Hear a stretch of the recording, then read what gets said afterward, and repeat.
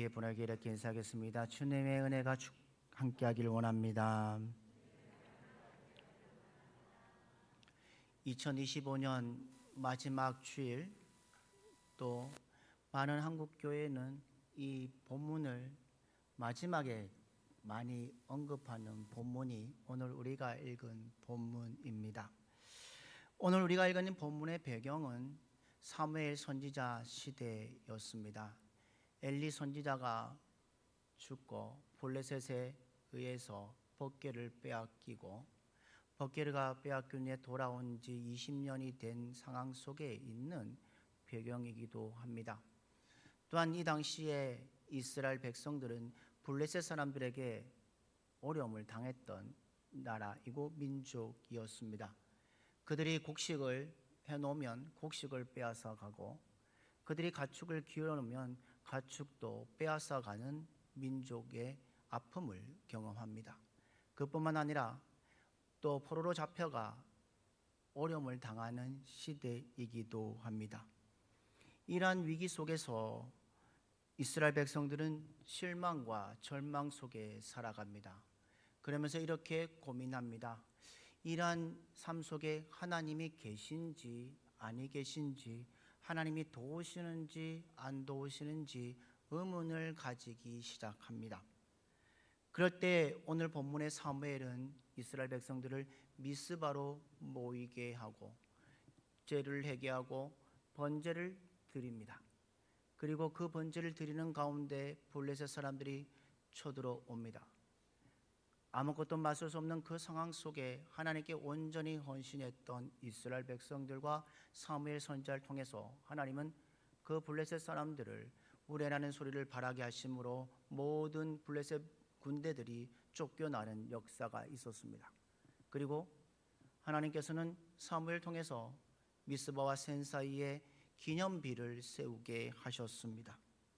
그것이 바로 큰 승리를 이룬 사건이지요. 세상과 비교할 수 없는 하나님의 도우심의 역전의 승리의 사건이 오늘 우리가 읽은 본문 속에 있습니다.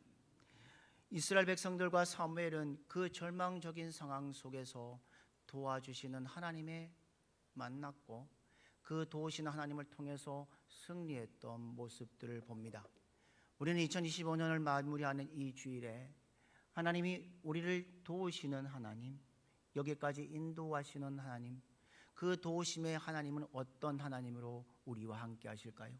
그리고 오늘 이스라엘 백성들에게 도우신 하나님을 우리는 만나야 합니다. 그 도우신 하나님을 어떻게 만날 수 있을까요? 오늘 본문 속에는 네 가지로 얘기하고 있습니다. 첫 번째 말씀을 같이 한번 읽겠습니다. 시작. 이방신 섬김의 죄를 회개하고 하나님께로 돌아서야 합니다.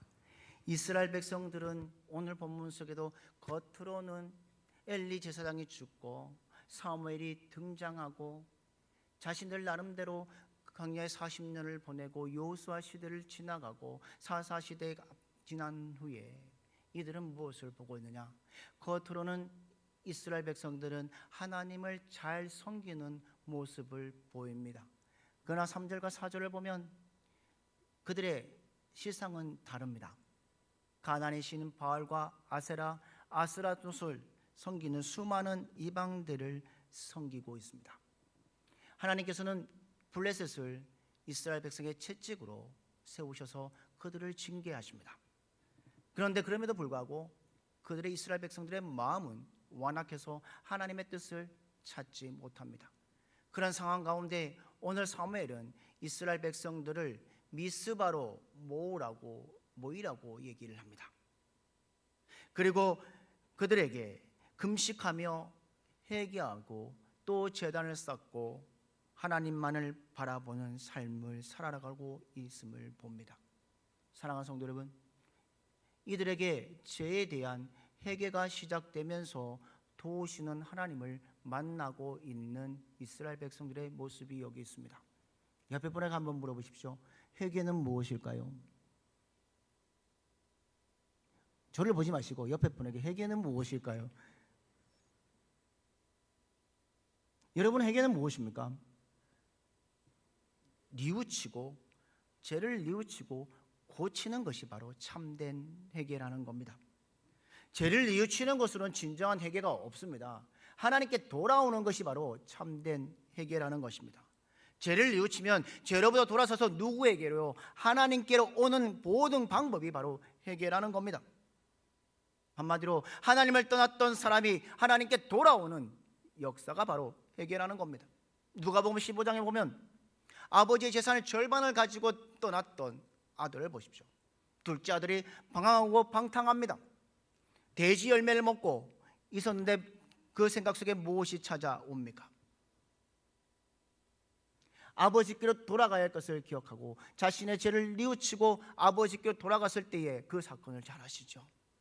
아버지가 죄를 묻지 않으시고 그를 끌어안고 잔치를 베풀어 주셨다는 것을 봅니다. 하나님은요, 지금도 우리에게 너가 의로우냐라고 묻지 않으십니다. 너가 죄를 회개하고 뉘우쳐서 나에게 돌아왔냐고 물으신다는 겁니다. 하나님은 죄가 적은 사람만 오라고 하지 않으셨습니다. 모두 죄인들은 나에게 오라고 말씀하셨습니다. 그러면서 그 죄를 어떻게 하신다고 말씀하시냐? 이사야 1장 18절에 말씀하십니다. 우리 이사야 1장 18절 말씀을 같이 읽겠습니다. 시작. 여호와께서 말씀하시되 오라 우리가 서로 변론하자. 너희 죄가 주홍 같을지라도 눈과 같이 휘어질 것이요 진홍같이 붉을지라도 양털같이 희게 되리라. 아멘. 하나님은 죄가 없었다 하는 의인을 찾아오신 것이 아니라 죄 지어 있고 죄에 대해 회개하고 뉘우치는 자를 찾아오시는 분이 우리 하나님이십니다. 하나님의 도우심을 받으려면 우리의 죄를 뉘우치고 하나님께 돌아가야 합니다. 우리가 죄를 회개할 때에 하나님의 긍휼이 시작됨을 볼 수 있습니다. 하나님과 우리의 관계로 막혀져 있는 이 죄가 해결될 때에, 자복하고 회개할 때에 하나님과의 관계가 회복됨을 볼 수 있습니다. 뒤에 분에게 한번 물어보십시오. 세상의 가장 큰 죄는 무엇입니까? 여러분, 세상의 가장 큰 죄는 무엇일까요? 죄는 여러 가지 있습니다. 도덕적인 죄도 있고요, 하나님을 의지 않고 살아가는 영적인 죄도 있습니다. 그런데 가장 큰 죄는 하나님을 의지하지 않고 이방 것들, 우상을 섬기는 사람들의 죄가 바로 가장 큰 죄라는 겁니다. 하나님을 의지할 우리들이 학문과 지식과 명예와 그것을 의지하며 살아가는 사람들이 있습니다. 또 어떤 사람은 이렇게 말합니다. 자녀들이 잘된 것을 자랑하는 사람들이 있습니다. 만약에 하나님을 의지하기보다 더 다른 것을 의지하면 바로 오늘 말씀 속에 이방신을 섬긴 것, 우상 숭배하는 사람들의 모습이라는 겁니다. 어느 분은 세상을 너무나도 의지해서 잘 되다가 실패하고 울고 불고 하며 낙담하는 그 모습도 하나님 모습에는 우상 숭배, 이방신을 섬기는 모습의 상황이라는 겁니다. 그런 우상 숭배에서 이방신을 섬김에 돌이켜 하나님을만을 의지하는 자, 그것이 바로 진정한 회개의 시작이라는 겁니다. 내가 지은 모든 죄를 회개하고 세상만 의지하고 하나님을 믿고 의지하지 않던 죄도 다 회개하면 하나님은 그 안에 강력한 도우심의 시작이 있음을 기억합니다. 한국의 성자로 불렸고 1992년 6월에 종교계 노벨상이라고 수상했던 템블런상을 수상했던 분이 누군지 잘 아시죠? 한경직 목사님입니다. 한경직 목사님이 그 상을 받고 돌아와서 한국 교회가 그 상에 대해서 축하하면서 감사의 예배를 드립니다. 그때 한경직 목사님의 유명한 말이 있습니다. 뭔지 아십니까? 나는 죄인입니다. 나는 신사참배를 한 죄인입니다. 죄인입니다라고 고백했습니다. 그때에 그 자리에 있던 모든 사람들이 함께 회개하고 감동을 받았다는 겁니다. 사랑하는 성도 여러분, 우리의 삶을 뒤돌아보십시오. 우리를 뒤돌아보면 죄밖에 없습니다. 그러나 내가 오늘 여기까지 오게 된 건 누구의 은혜일까요? 하나님의 은혜라는 겁니다. 오늘 찬송가 301장 1절에 이렇게 하죠. 지금까지 지내온 것 주의 크신 은혜라. 한이 없는 주의 사랑 어찌 이루 말하랴. 자나깨나 주의 손이 항상 살펴주시고 모든 일을 주 안에서 형통하게 하시네. 사랑하는 성도 여러분, 주님의 은혜로 오늘 2025년 여기까지 우리를 지켜주셨습니다. 많이 있어도 그 은혜를 다 말할 수 없습니다. 갚을 수 없습니다. 우리가 뭐일까요? 감사의 삶을 드려야 된다는 겁니다. 오늘 이 자리에 여러분, 지금 주님 외에 다른 것을 의지하고 계십니까? 그렇다면 거기에서 회개하고 하나님께 돌아와야 합니다. 회개하지 않고 돌아오지 않으면 하나님의 도우심을 받을 수가 없다는 겁니다. 이 자리에, 여러분의 삶 자리에 하나님을 의지하지 않고 살았던 우리의 모든 것들을 회개하고 하나님께 돌아감을 통해 도우시는 하나님을 만나는 여러분들의 삶이 되기를 주님의 이름으로 축복합니다. 두 번째로는 하나님께 기도해야 합니다. 오늘 등장하는 블레셋 사람들을 잘 보십시오. 그들이 예배 드리고 있는 그 상황 속에 이스라엘 백성들을 사방으로 둘러싸고 있습니다. 그들은 절망할 수도 있습니다. 그리고 이스라엘 나라가 멸망할 정도로 위기에 놓여 있는 상황입니다. 그런데 오늘 사무엘은 뭐라고 말합니까? 5절에 보면 미스바에 모이라고 말합니다. 미스바에 모여서 뭐라고 말했냐? 5절 말씀 보십시오. 5절 말씀을 같이 읽겠습니다. 시작. 사무엘이 이르되 온 이스라엘은 미스바로 모이라. 내가 너희를 위하여 여호와께 기도하리라 하매. 미스바에 모여서 내가 너희를 위하여 여호와께 기도하리라 하며 말씀하면서 이랬을 때에 이스라엘 백성들의 8절에 보면 이렇게 말합니다. 이스라엘 자손이 사무엘에게 이르되 당신은 우리를 위하여 우리 하나님 여호와께 쉬지 말고 부르짖어 우리를 블레셋 사람들의 손에서 구원하시게 하소서 하니라고 되어 있습니다. 지금 이스라엘 민족들이 블레셋에서 이길 수 있는 방법은 무엇이냐? 기도밖에 없었다는 겁니다. 하나님의 능력은요, 어디에서 나타나느냐? 기도에서 나타납니다. 하나님은 자기를 믿고 의지하는다는 것을 기도를 통해서 확인하시고 역사하시는 분이십니다. 사무엘 선지자 잘 보십시오. 사무엘은 어릴 때부터 기도를 배웠습니다. 어머니에게 배웠습니다. 어릴 때도 하나님 앞에 기도하며 하나님의 기도를 통해 하나님의 많은 도우심을 체험했던 사람이 바로 사무엘 선지자입니다. 그러기에 오늘 본문 속에 사무엘은 다른 것을 택하지 않으셨습니다. 세상 사람처럼 군대를 모으고 군사를 모으고 다른 나라와 연합해서 전쟁하려고 한 것이 아니라 그 모든 것 내려놓고 하나님 앞에 기도하고 있습니다. 자신들의 힘으로 이 막강한 블레셋 군대를 물리칠 수가 없습니다. 하나님을 신뢰하며 하나님을 믿고 하나님께 기도합니다. 하나님께서 이스라엘을 구원해 주실까는 믿고 기도했을 때에 어떤 일이 벌어집니까? 하나님의 강한 손이 이스라엘을 구원케 하셨고 사무엘과 더불어 부르짖는 기도 속에 역사했음을 우리는 압니다. 오늘 부전에 여호와께서 응답하셨다고 말씀하셨습니다. 우리가 하나님을 전적으로 의지할 때, 하나님 앞에 전적으로 나아갈 때, 기도할 때에 누가 우리를 만나 주시느냐? 우리를 도우시는 하나님을 만날 수 있다는 것을 기억하는 여러분들 되기를 주님의 이름으로 축복합니다. 사랑하는 성도 여러분, 우리 하나님은요, 여러분과 함께 있기를 원하십니다. 우리 하나님은 우리를 지켜주시고 보호해 주시기를 원하시는 분이십니다. 우리를 높여주시는 분이십니다. 주를 믿는 사람이 패망하거나 절망하기를 원치 않으시는 분이십니다. 우리가 이러한 특별한 은혜를 받기 원한다면 하나님을 의지하고 전적으로 하나님께 기도해야 합니다. 변화산에 내려올 때에 사건들을 잘 보십시오. 변화산 밑에 있던 제자들은 귀신 들린 아이를 고쳐주려고 했지만 고치지 못합니다. 그런데 예수님이 오셔서 그 아이를 고쳐줍니다. 그때에 나중에 제자들이 물었습니다. 왜 우리는 귀신을 쫓아내지 못합니까? 왜 우리는 이것을 못합니까? 했을 때에 예수님은 말씀하셨습니다. 마가복음 9장 29절 말씀을 같이 한번 읽겠습니다. 같이 읽겠습니다. 시작.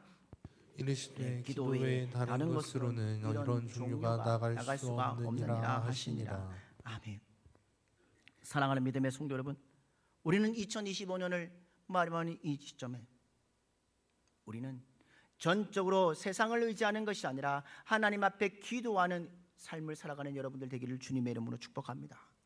기도하는 가운데 하나님의 주신 임하시는 능력을 받는 여러분들 되기를 주님의 이름으로 축복합니다.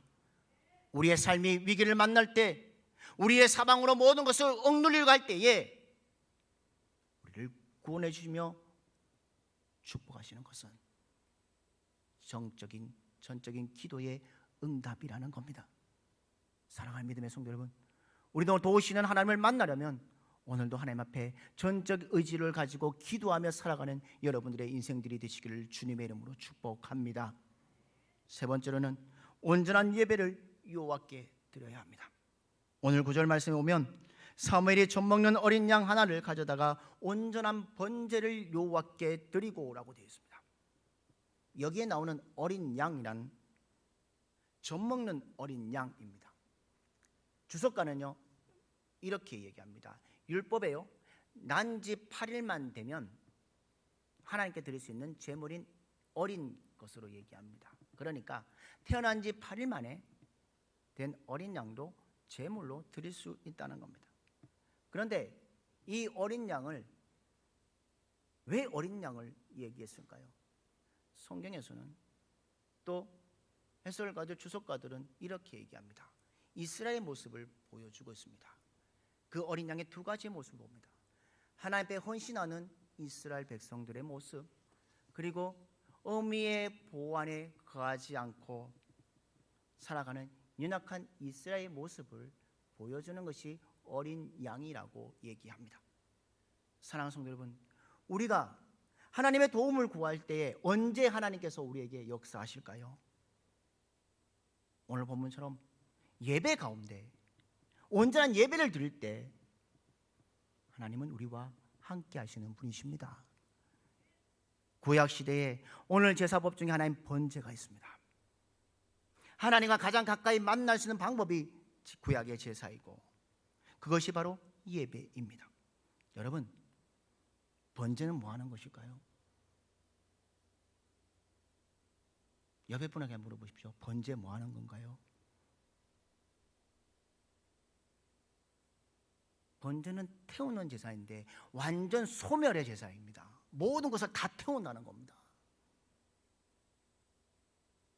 이 제사의 제물은 전적으로 누구에게 있다고요? 하나님께 있다는 겁니다. 제물을 드릴 때에 그냥 약식으로 예배를 드리는 것이 아니라 완전한 형태와 지역 형식과 절차를 밟은 온전한 예배, 온전한 번제를 오늘 이스라엘 백성들은 드리고 있습니다. 그러므로 우리는 이 본문 말씀에서 예배의 중요함을 깨달아야 합니다. 우리가 바르게 산다고 해도 우리 안에 타락한 죄성은 떠나지 않습니다. 그래서 우리는 완전하지 못합니다. 하나님께서 당신과의 관계를 온전히 회복하기 위해 예배자로 함께 하신다는 겁니다. 예배가 온전히 살아야 우리의 영혼이 살아납니다. 어려울 때 영과 진리로 온전한 예배를 드려야 합니다. 하나님 앞에 그분을 향하여 만나기 위해 우리는 예배의 제단을 쌓아가야 합니다. 그러면 예배 속에 하나님이 우리를 만나주시고 우리에게 임하시는 분이십니다. 그러나 어떤 분은 이렇게 말합니다. 교회에 와서 열심히 봉사합니다. 그런데 예배를 등한시합니다. 찬양대로 교사다, 안내다, 식당 봉사다, 주차 봉사다 열심을 다하면서도 예배 시간에 정성으로 드리지 못하는 사람들이 있습니다. 심지어 기도 시간에 목이 바쁜지 분주한지 왔다 갔다 하는 사람도 있고요. 설교 말씀을 듣는데 딴 생각하는 사람도 있고요. 옆에 사람과 조금씩 작은 소리로 이야기하는 사람들도 있습니다. 여러분, 우리가 교회에 오는 목적이 무엇입니까? 제일 첫 우선은 예배입니다. 그런데 가장 중요한 예배는 등한히 하고 충성 봉사한다면 하나님 기뻐하실까요? 예전이나 오늘이나 하나님이 예배를 통해서 예배할 때 하나님이 가장 강하고 가장 놀랍고 가장 크게 가장 가까이 역사하시고 도와주심을 믿어야 합니다. 오늘 본문 속에 이스라엘 백성들이 온전한 번제의 제단을 쌓았을 때에 어떤 일이 벌어집니까? 오늘 본문 10절 말씀을 보십시오. 우리 10절 말씀을 같이 읽도록 하겠습니다. 시작.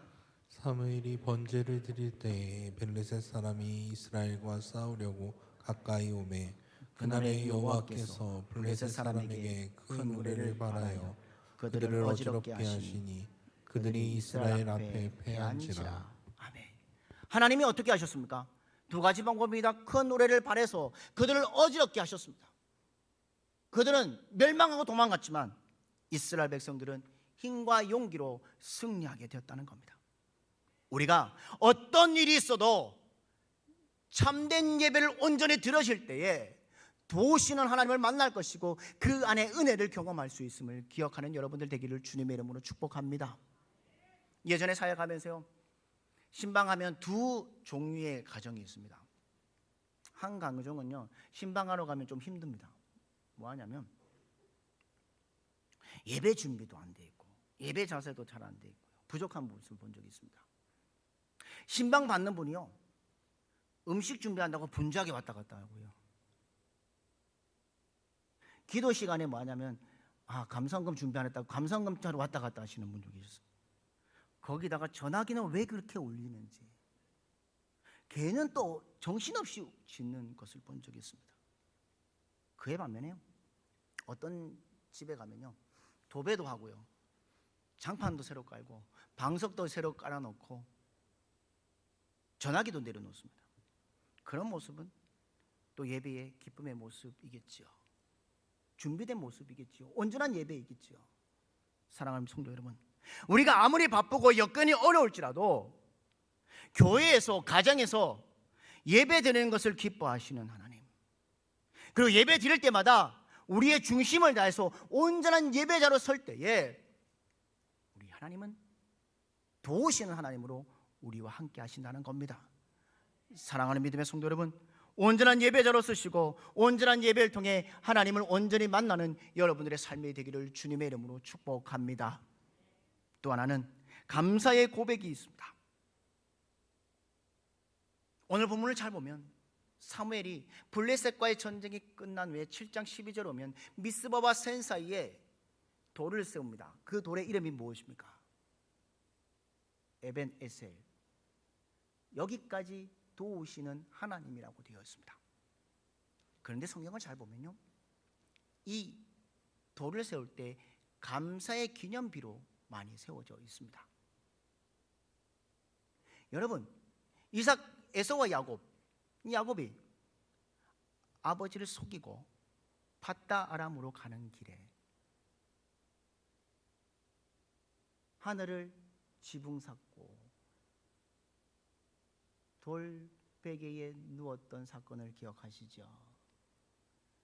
그때에 천사들이 하늘에서 오르락내리락한 것을 보고 그가 잠에서 깨어나서 뭐라고 말합니까? 내가 다시 이곳에 돌아올 때에, 안전하게 돌아올 때에 하나님께 모든 것을 드리고 11절 드리고 여기에 제단을 쌓겠습니다 했다는 것입니다. 그게 베델이라는 제단이었습니다.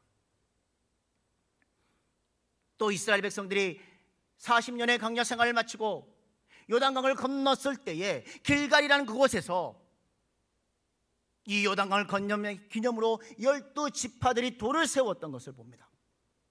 또 요수아가 마지막 죽음 앞에 너희들은 다른 종교를 섬기고 다른 사람들을 섬길지라도 나와 내 집은 여호와만을 섬기겠노라 라고 고백했던 그 요수아의 고백 앞에 12지파들 모두가 우리도 당신이 섬기고 있는, 당신이 믿고 있는 하나님을 섬기겠습니다라고 돌을 세워서 기념비를 세운 곳이 있습니다. 오늘도 이 사무엘은 하나님의 감사의 결단을, 믿음을 돌로 기념하고 있습니다. 감사의 고백, 감사의 예배로 나아가고 있다는 겁니다. 여러분 잘 보십시오. 자녀들을 키울 때요, 설날이나 생일날이나 어린이날이나 며칠 전에 했던 성탄절에 자녀들에게 선물할 때를 잘 보십시오. 선물을 사서 갖다 줬을 때에 이 아이가 엄마 아빠 고맙습니다 하면 어떻습니까? 여러분의 마음 어떠십니까? 좋으시죠? 그런데 선물을 받고 내가 원한 건 이거 아닌데, 그러면 여러분 그 아이에게 그 선물, 다른 선물 해주시겠습니까? 사주고 싶은 마음이 생기지 않습니다. 마찬가지로 어느 성도는 하나님 앞에 와서 감사가 없는 사람들이 있습니다. 내가 필요할 때, 내가 어려울 때 하나님 이거 들어주십시오, 이렇게 해주십시오 기도하고, 그리고 좋은 일이 생겼을 때도 기도해야 되는데, 감사의 기도를 드려야 하는데 그런 기도하지 않는다는 겁니다. 그냥 뭐 하냐면 기도할 때 달라는 기도만 한다는 겁니다. 이것도 주시고 저것도 주시고 이 기도만 하고 있다는 겁니다. 무슨 은혜를 주어도 받은 은혜를 감사하지 않고 더 큰 것을 주지 않는다고 불평하는 사람들이 있다는 겁니다. 하나님은 그런 성도들에게 더 주시겠습니까? 우리가 언제까지 여기까지 인도하신 하나님의 감사하는 삶이 되어야 합니다. 감사도 연습이 필요합니다. 불평을 하면 할수록, 불평이 늘어나는 것처럼 감사하면 감사할수록 우리 안에 감사가 넘칠 수 있다는 겁니다. 그럴 때 하나님의 도우심이 나타나고 그 감사의 조건을 통해서 하나님의 영광 위에 살아갈 수 있다는 겁니다. 오늘 이스라엘 백성들이 하나님 앞에 감사의 삶을 드리고 감사의 기도를 드렸을 때에 오늘 본문 13절과 14절에 이렇게 결론을 내리고 있습니다. 여호와의 손이 막아줌으로 블레셋이 쳐들어오지 못하고 다시는 이스라엘 땅에 침범하지 못하게 하신다고 말씀하셨고, 그리고 사무엘이 살아있는 동안에는 너희들이 블레셋에 빼앗겼던 그 성읍과 용토들, 땅들을 되찾게 하는 은혜까지 주셨음을 보여주고 있습니다.